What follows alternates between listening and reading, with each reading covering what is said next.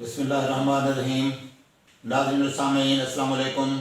मैं डॉक्टर मंजूर Hussain Malik eye specialist Al-Shifa आई अस्पताल बहावलपुर से बोल रहा हूँ। मैं आज आपको विट्रियस हेमरेज के बारे में बताऊँगा कि आँख के अंदर जो जेली है उसके अंदर ब्लड का आना। तो आँख की जेली के अंदर जब ब्लड आ जाता है तो उससे क्या होता है, ये ब्लड क्यों आ जाता है और उसके क्या असरात हैं और उसका क्या इलाज होना चाहिए, तो इस बारे में आपको मैं तफसीलन बताऊंगा। तो विट्रियस हेमरेज होता क्या है, जैसा कि मैंने पहले वीडियोस में बताया आपको कि पीछे आँख का जो रेटिना है वो एक स्क्रीन है जिस पे तस्वीर बनती है और उसके आगे अंदर आँख के अंदर जो बॉडी है, जो लिक्विड टाइप जो जेली नुमा एक फ्लूइड है जिसे हम विट्रियस कहते हैं, वो एक जेली नुमा है। तो उसके अंदर रेटिना से अगर ब्लड वेसल में से खून ब्लीड हो जाए, निकल आए, तो वो विट्रियस के अंदर आ सकता है। रेटिना की सतह पे आ सकता है, रेटिना के आगे आ सकता है या विट्रियस के अंदर आ सकता है वो ब्लड। जब वो विट्रियस के अंदर आता है तो वहाँ उसके लिए कोई ड्रेनेज नहीं होता, वहाँ पे ब्लड आके रुक जाता है और फिर बहुत आहिस्ता आहिस्ता जज्ब होता है। तो उसकी क्या वजूहात है, ब्लड क्यों आ सकता है, ये देखें। ये नॉर्मल रेटिना है, पीछे पर्दा नॉर्मल है। अब नॉर्मल रेटिना हमें ऐसे क्लियर और वाज़ेह नजर आता है। ये ऑप्टिक नर्व है जो यहाँ से नर्व फाइबर लेके दिमाग की तरफ जाती है। यहाँ से तस्वीर के जो नर्व फाइबर्स हैं सारे लेकर वो इम्पल्सेस नर्व फाइबर के थ्रू, इसके ऑप्टिक नर्व के थ्रू ये ब्रेन में जाती हैं, फिर वहाँ तस्वीर बनती है। तो ये ब्लड वेसल्स हैं। तो ये ब्लड वेसल जब ब्लीड हो जाएं तो रेटिना के ऊपर ब्लड आ सकता है, इस तरह कंडीशन हो जाती है। इसको हम रेटिनल हेमरेजेस कहेंगे। ये भी रेटिना के ऊपर हेमरेजेस हैं, ये भी रेटिनल हेमरेजेस हैं। और ये परी रेटिना, रेटिना के आगे और विट्रियस के दरमियान ये ब्लड आ गया है, इसको हम सब हाइलाइट हेमरेज कहते हैं। तो अगर इससे भी आगे विट्रियस के अंदर ब्लड आ जाए तो ये देखें कि विट्रियस के अंदर ब्लड आने से हमें पिछली तस्वीर, ये रेटिना बिल्कुल नज़र नहीं आता, इसकी डिटेल हमें नज़र नहीं आ रही। इसके विट्रियस के अंदर जब ब्लड आ जाएगा तो इसकी हमें तस्वीर, इसकी रेटिना की पीछे नज़र नहीं आती डिटेल। हम जब मरीज़ की पुतली फैला कर देखते भी हैं तो हमें रेटिना की डिटेल नज़र नहीं आती। फिर हमें बाज़ औक़ात अल्ट्रासाउंड कराना पड़ता है क्योंकि हमें इसकी वजह जाननी होती है कि कहीं इसके साथ पर्दा तो नहीं उखड़ा हुआ पीछे। जैसा मैंने बताया था पहले कि विट्रियस डिटैच हो जाता है सम टाइम, तो उसके साथ ब्लीडिंग भी होती है और पर्दा भी उखड़ जाता है। तो ऐसी सूरतों में फिर हम अल्ट्रासाउंड कराते हैं क्योंकि रेटिना हमें नज़र नहीं आ रहा होता। तो फिर हम देखते हैं तो उसमें अल्ट्रासाउंड में हमें फिर ये ब्लड नज़र आता है कि इसके अंदर विट्रियस के अंदर ये पीछे रेटिना है, ये विट्रियस का एरिया है, यहाँ लेंस होता है। तो विट्रियस के अंदर फिर हमें ब्लड इस शक्ल में नज़र आता है, तो जिससे हम फिर बात करते हैं कि विट्रियस हेमरेज है, लेकिन रेटिना जो है वो डिटैच नहीं है। तो फिर हम इसका वेट कर लेते हैं कि भी चलो ये जज्ब हो जाएगा।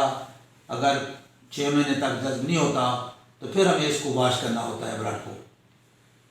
तो ये हेमरेज होता क्यों है, जिसकी कई वजूहात हैं। मसलन छोटे बच्चों में भी हो सकता है, छोटे बच्चों में पैदाइश के वक्त भी हो सकता है। पैदाइश के वक्त होने की वजह बर्थ ट्रामा है।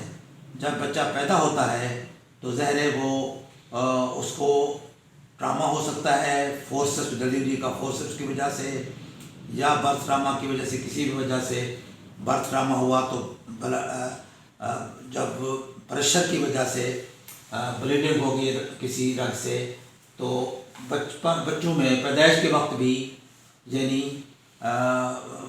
विट्रियस हेमरेज हो सकता है। और इसके अलावा इसकी और कई वजूहात हैं।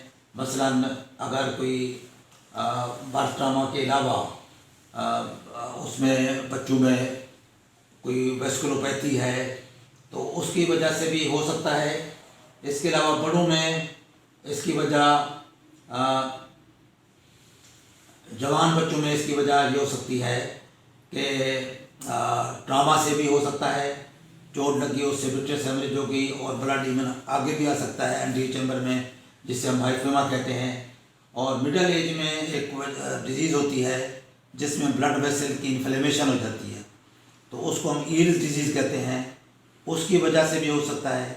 اس کے علاوہ بڑی عمر میں تو شوگر، بلڈ پریشر اور ریٹینل پین اگر اکلوڈ ہو جائے کسی پرابلم کی وجہ سے، تو یہ ساری وجوہات ہیں جس کی وجہ سے جو نا بلیڈنگ ہو سکتی ہے ریٹینل ویسل سے، اور یہ بلیڈنگ ریٹینا کے اوپر آ سکتی ہے، ریٹینا سے آگے آ سکتی ہے، ریٹینا کے آگے وٹریس میں آ سکتی ہے۔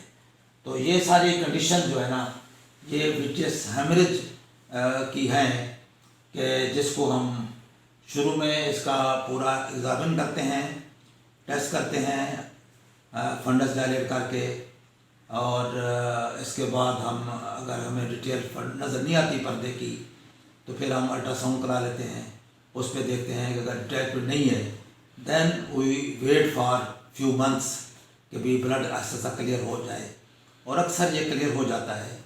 اگر جب کلیئر ہو جاتا ہے تو تھوڑے بہت اس کے ریزیڈول ایفیکٹ رہتے ہیں جس سے ہم بعض اوقات فلوٹر کی شکل میں پیشنٹ کو فیل ہوتے ہیں، نظر آتے ہیں۔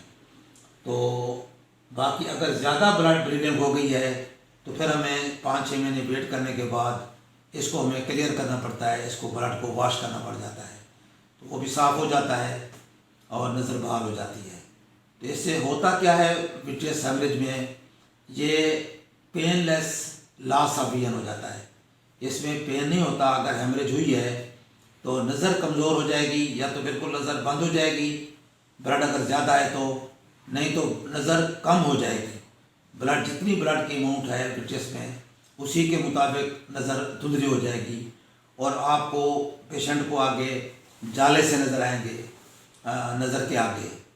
تو یہ اس کو پھر ہم دیکھتے ہیں کہ اس کی کنڈیشن، اس کی وجہ کیا ہے۔ اگر کوئی وجہ ٹریٹیبل ہے تو اس کو ٹریٹ کیا جاتا ہے، نہیں تو ادروائز ہم اس کا انتظار کرنے کے بعد اگر پھر بھی صاف نہیں ہوتا تو اس کو واش کرتے ہیں آپریشن کے ذریعے۔ تو یہ ساری وجوہات ہیں جو کہ بتانا ضروری ہے کہ، اور خاص طور پر شوگر کے مریضوں میں بہت زیادہ ہوتا ہے، بلڈ پریشر کی وجہ سے بھی یہ ہو جاتا ہے، اولڈ ایج میں بہت کامن ہے یہ چیز، اور یہ چیز پھر لوگ پریشان بھی ہوتے ہیں، دکھانے آتے ہیں۔ تو بلڈ پریشر والے مریض اور خاص طور پر شوگر والے مریض جس میں بلڈ پریشر بھی ہو شوگر بھی ہو، تو ان کو اپنے پردے دکھاتے رہنا چاہیے، تاکہ اگر پردوں پہ کوئی پرابلم شروع ہو رہا ہے، کوئی ریٹینوپیتھی شروع ہو رہی ہے، تو اس کو ہم بر وقت علاج کر کے روک سکتے ہیں، نظر کو بچا سکتے ہیں، اور یہ وٹریس ہیمریج اور دوسرے پرابلم جو نظر کو کم کرنے کے شوگر کے مریضوں میں ہوتے ہیں وہ بھی رک جاتے ہیں۔ لیزر ٹریٹمنٹ اس کا اویلیبل ہوتا ہے، اس کے لیے انجیکشن اویلیبل ہے، تو اس کو ہم روک سکتے ہیں، اس کا علاج بر وقت کیا جائے تو نظر بھی خراب نہیں ہوتی۔ تو امید ہے کہ یہ آپ کو انفارمیشن پسند آئیں گی، اور امید کرتا ہوں کہ دوسرے لوگوں سے شیئر کریں گے۔ اس کے علاوہ اگر کوئی معلومات اس بارے میں یا اور کچھ دینا چاہیں تو میرا واٹس ایپ نمبر ہے 032467444024۔ السلام علیکم۔